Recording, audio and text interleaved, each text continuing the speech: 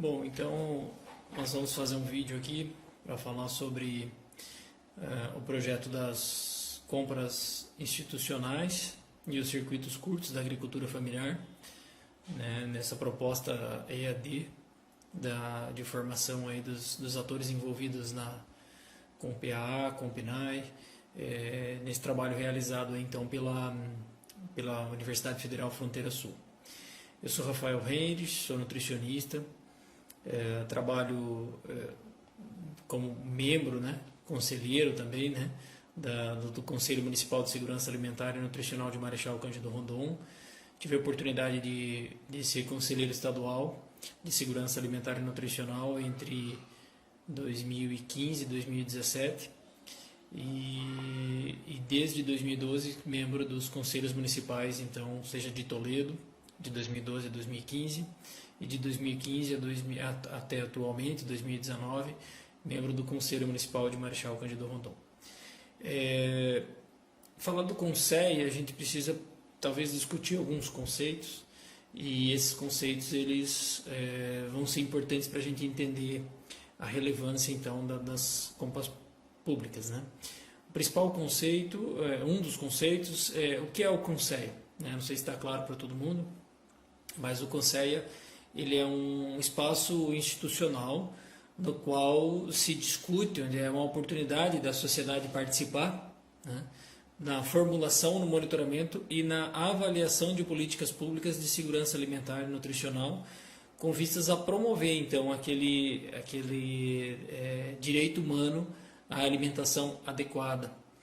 Então é nesse espaço que se discute, e é a oportunidade então da sociedade organizada, da sociedade civil, participar dos debates. Não existe outra maneira da sociedade participar se não for pelos conselhos e pelas conferências municipais, estaduais e nacionais que são realizadas então por estes conselhos, convocadas por esses conselhos e realizadas.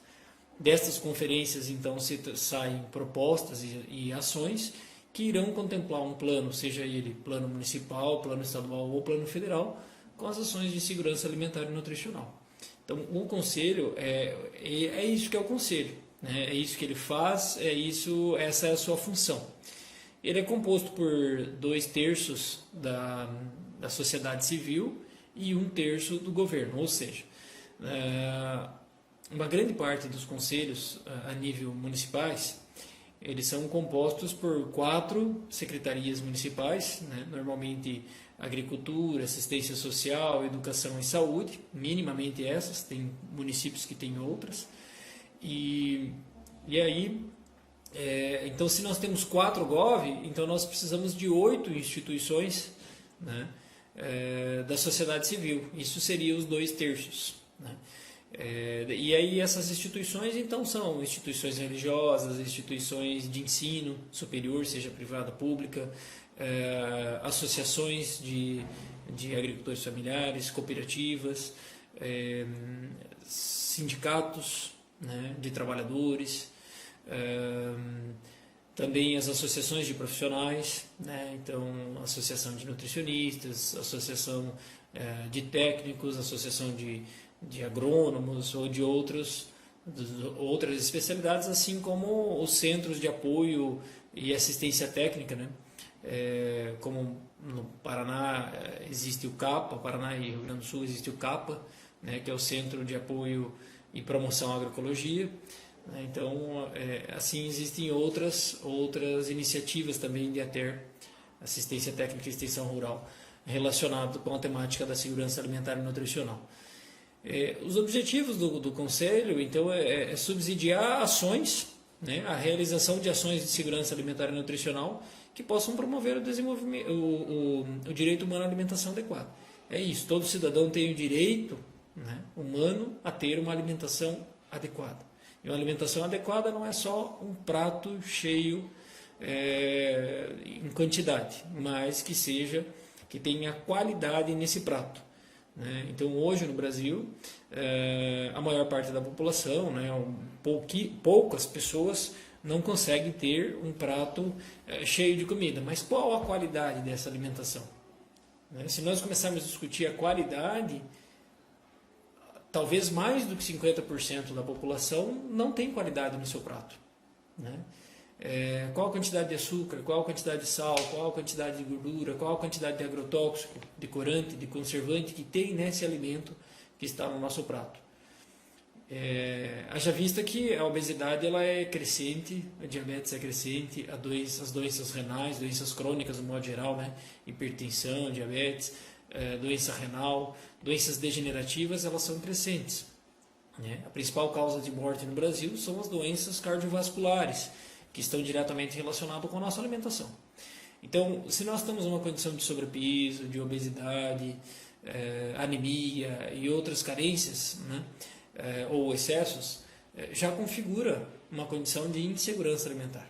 Então, a segurança alimentar não é só para aqueles que não têm o suficiente para se alimentar, mas de maneira a proteger a alimentação para que toda a população, inclusive aqueles que têm o volume suficiente, possam ter qualidade para a manutenção da sua saúde, para a promoção da sua saúde, né? Então, é nessa perspectiva que todos nós, enquanto cidadãos brasileiros, nós precisamos lutar pela segurança alimentar e nutricional de modo ativo e deveremos defendendo o direito humano à alimentação adequada, porque cabe a todos nós.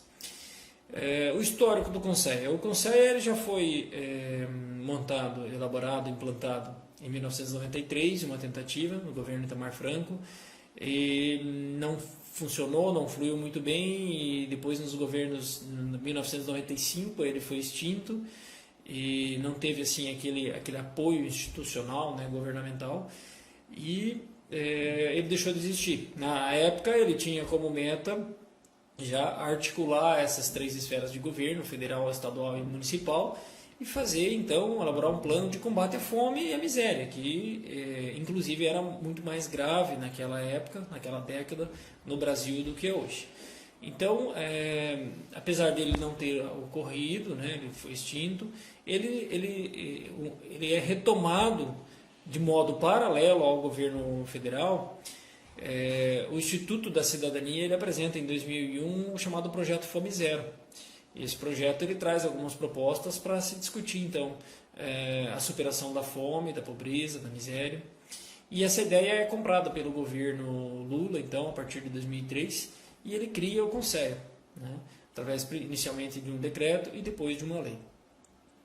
E é nesse CONSEA que se tem a oportunidade de colocar todos os pensadores da área da segurança alimentar. O CONSEA Nacional ele sempre teve o privilégio de ter excelentes profissionais do meio acadêmico, do meio do trabalho, né, do operacional, da parte da educação, da agricultura, da assistência, do desenvolvimento, da saúde, de diversas áreas, cultura e tal.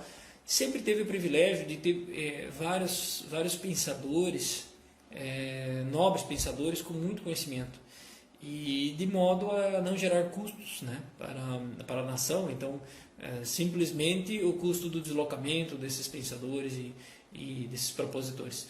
Então, sempre foi extremamente viável para o governo federal ter o CONSEA. E o CONSEA, como ele faz parte de um sistema chamado CISAM, Sistema Nacional de Segurança Alimentar e Nutricional, semelhante ao SUS, né, para quem gosta de comparações, então ele está posto no governo federal, governo estadual e governo municipal. Cada ente federado faz a sua legislação. Então o governo federal fez a legislação referente ao CONSEA Nacional, os governos estaduais fizeram as suas leis estaduais, seus decretos de regulamentação referente aos conselhos estaduais, e os governos municipais também, as suas leis municipais, seus decretos de regulamentação. Então ele faz parte de um sistema, mas cada um tem a sua legislação própria, né? E o Conselho ele teve então um papel decisivo na proposição do então chamado Programa de Aquisição de Alimentos. Esse programa de aquisição de alimentos ele passa então a adquirir de agricultores familiares, né, da agricultura familiar, a sua produção, que até então não tinha uma diversidade de canais de comercialização. Então tinha poucos canais, os agricultores pequenos agricultores familiares, eles estavam tendo que entregar a sua produção para as grandes cadeias, né, para as centrais de abastecimento, para as grandes cadeias de comercialização, no qual eles ficavam vulneráveis com relação a preço, né, preço, data de entrega e tal, ficavam vulneráveis. Então, o PA ele vem para ampliar a variedade, a diversidade de canais de comercialização e trazendo um valor digno, então um preço mínimo, né, digno para aquele produto da agricultura familiar. E começa pelo PA, Programa de Aquisição de Alimentos. O governo adquire do agricultor familiar e passa para as instituições filantrópicas, seja da assistência social, da educação, da saúde e tal, enfim, aquelas instituições que precisavam de alimentos. E funciona tão bem, dá tão certo o mecanismo que se avança então para o PNAE, né, o Programa Nacional de Alimentação Escolar, no qual tem-se então a aquisição de 30% do recurso, minimamente 30% do recurso que o governo federal passa para cada município executar a alimentação escolar, no mínimo 30% tem que ser adquirido da agricultura familiar. E aí isso também funciona desde 2009, então essa legislação ele passa a funcionar muito bem, né, especialmente na região sul do Brasil naquela época, e depois ele foi sendo implementado em diversos, está no Brasil inteiro, né? A lei já saiu no Brasil inteiro, mas em 2009, que foi o primeiro ano, da metade do ano para frente, no segundo semestre, era facultado se fazer os projetos. 2010 era obrigatório. Em 2009 teve várias iniciativas na região sul do Brasil, nas quais eu conheço, né, muitas, no Paraná, Santa Catarina e Rio Grande do Sul. Então, serviu assim como um certo exemplo e fez com que fluísse, né, então esse programa que desse certo no Brasil inteiro.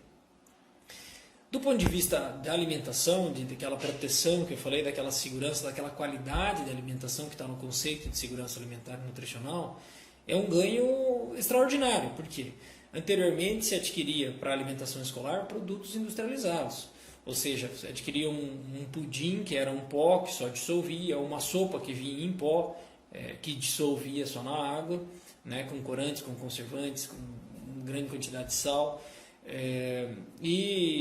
carnes enlatadas, outros alimentos de modo geral enlatados, bolachas recheadas, enfim, era outro cenário da alimentação escolar.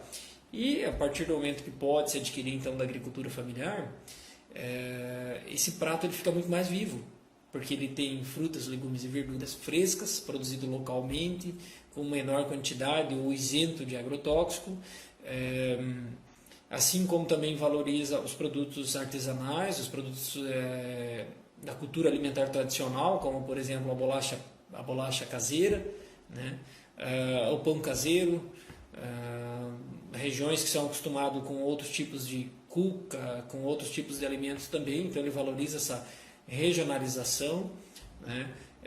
E aí ele permite então que a pessoa tenha uma alimentação mais saudável,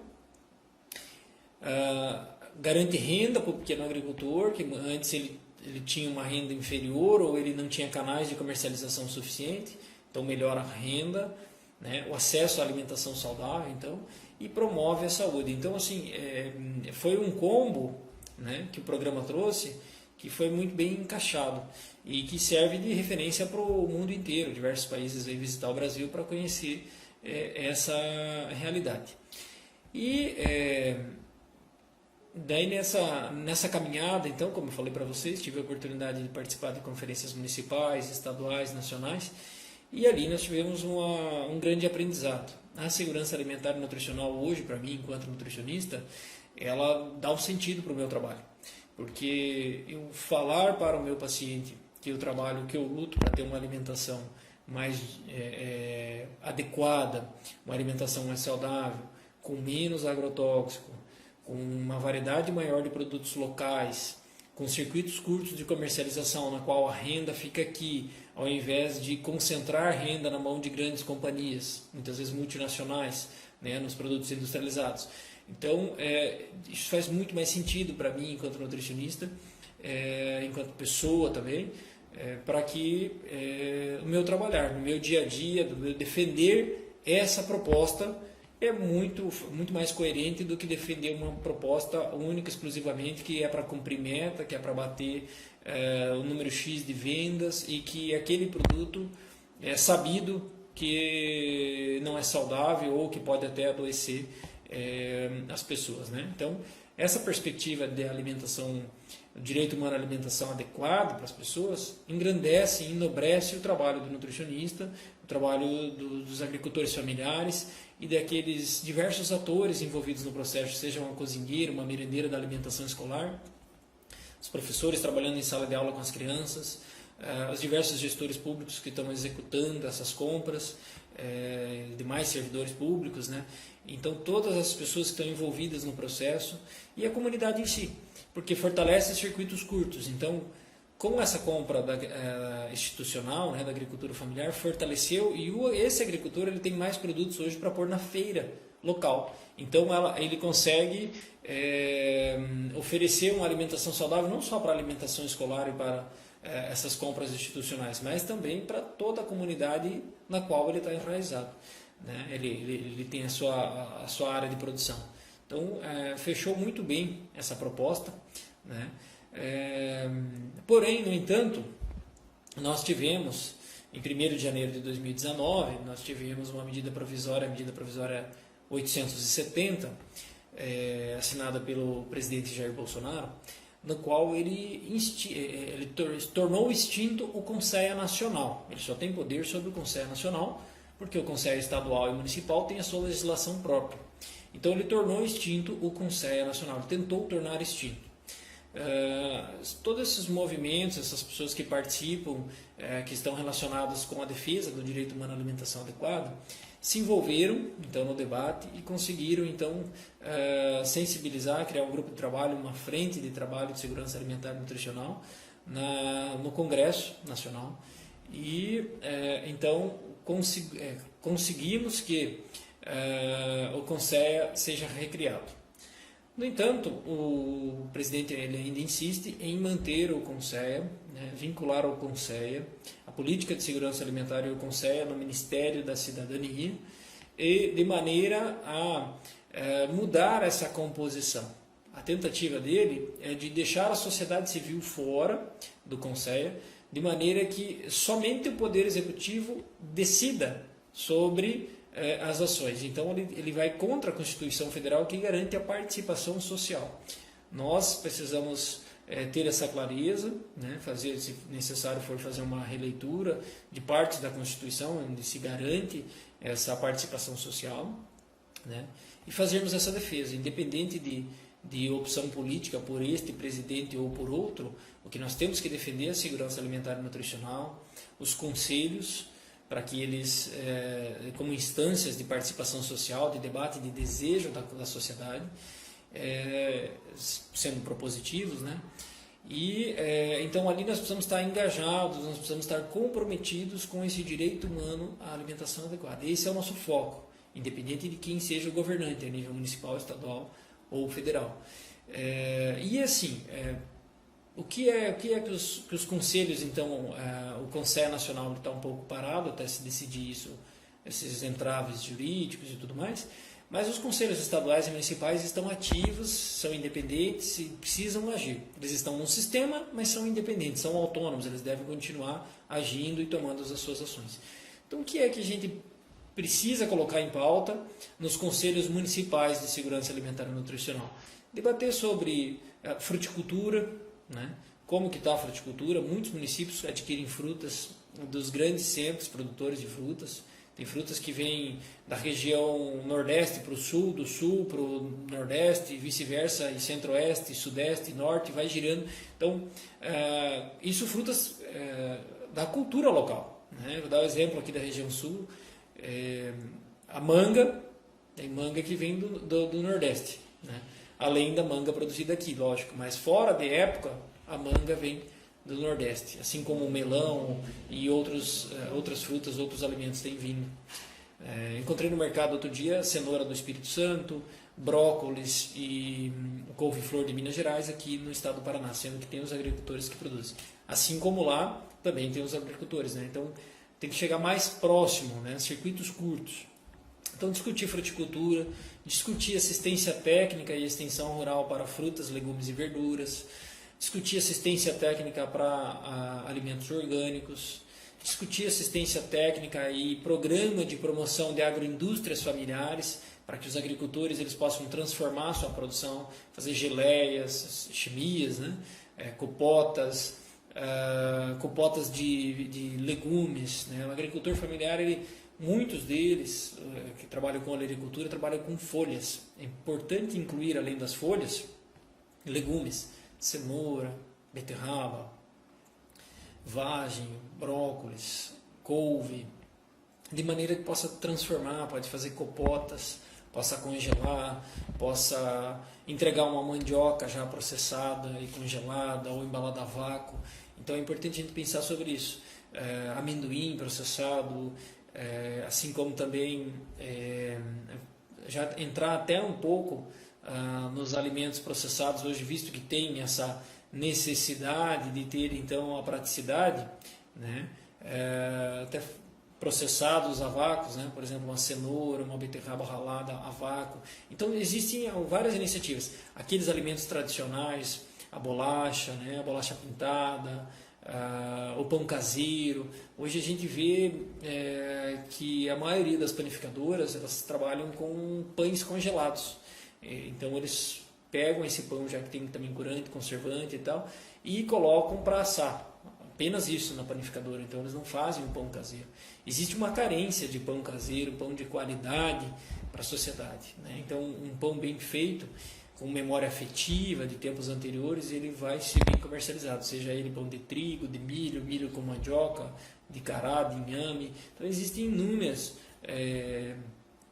alimentos que podem ser processados pela agroindústria familiar e é uma questão que a gente tem que discutir dentro do Conselho Municipal de Segurança Alimentar.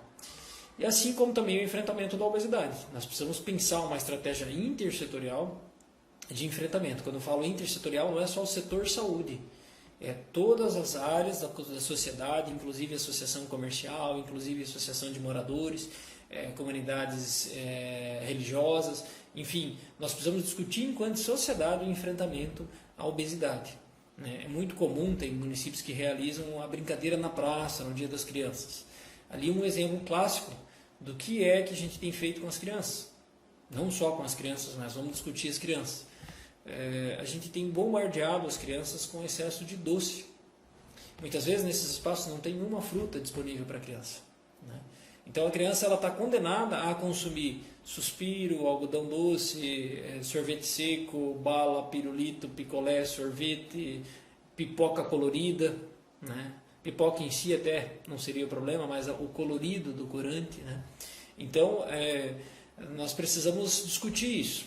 Né? Talvez minimamente reduzir essa quantidade de doce e adicionar frutas. Minimamente nós precisamos ter frutas disponíveis para a criança, de maneira que aquele estômago da criança, pelo menos 40%, 50% seja preenchido então com frutas que possam proteger a sua saúde, e o restante do estômago então teria esses outros alimentos que não são saudáveis e que levam a uma certa agressão. Né?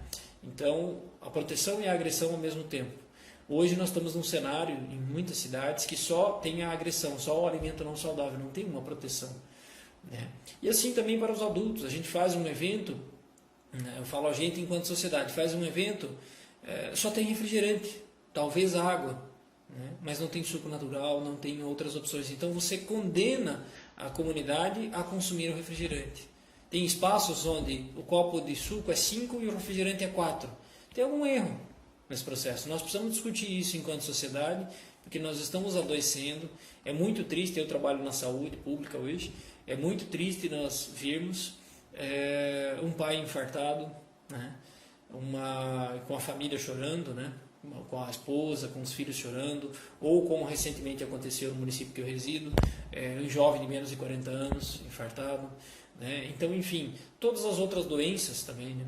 A diabetes, que tem crescido muito, e em função da diabetes, a insuficiência renal crônica.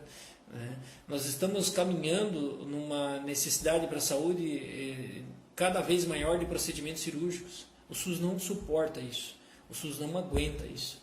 né? Quem faz o SUS somos nós e quem contribui para o SUS somos nós. Nós não aguentamos. Então nós precisamos melhorar o gasto no SUS, mas para melhorar o gasto no SUS nós precisamos aumentar a nossa responsabilidade, né? Quando a gente usa o cinto de segurança, a gente usa por responsabilidade. Para que se bater o carro, eu não quero, primeiro, ter um problema grave para minha saúde, mas também para não gerar custo para o SUS.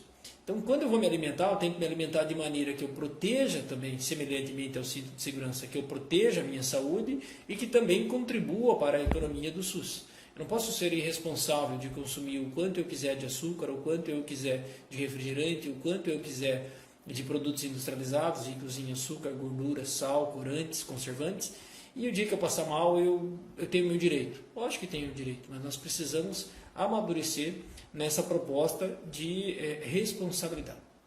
E nós, enquanto cidadãos ativos, né, nessa democracia, enquanto profissionais da área da saúde, nutricionistas, estudantes da área, agricultores e demais pessoas, nós precisamos nos engajar nesse compromisso de promoção da segurança alimentar e do direito humano à alimentação adequada. Nessa vertente, as compras institucionais são importantes e os circuitos curtos de comercialização, nós devemos investir nisso. Essa é uma discussão. Os municípios têm que aumentar o número de feiras nos seus municípios. Os pequenos, municípios bem pequenos que não comportam 2 feiras, 2, 3 feiras, não é necessário. Mas cuidar dessa feira, valorizar essa feira. Agora, municípios maiores, é necessário observar se aquela uma única feira que tem no município, se ela consegue atender toda a comunidade. Se a comunidade vai se deslocar de 5, 6, 7 quilômetros para vir na feira que normalmente é mais centralizada. Então é importante a gente criar novas feiras, novos circuitos curtos de comercialização.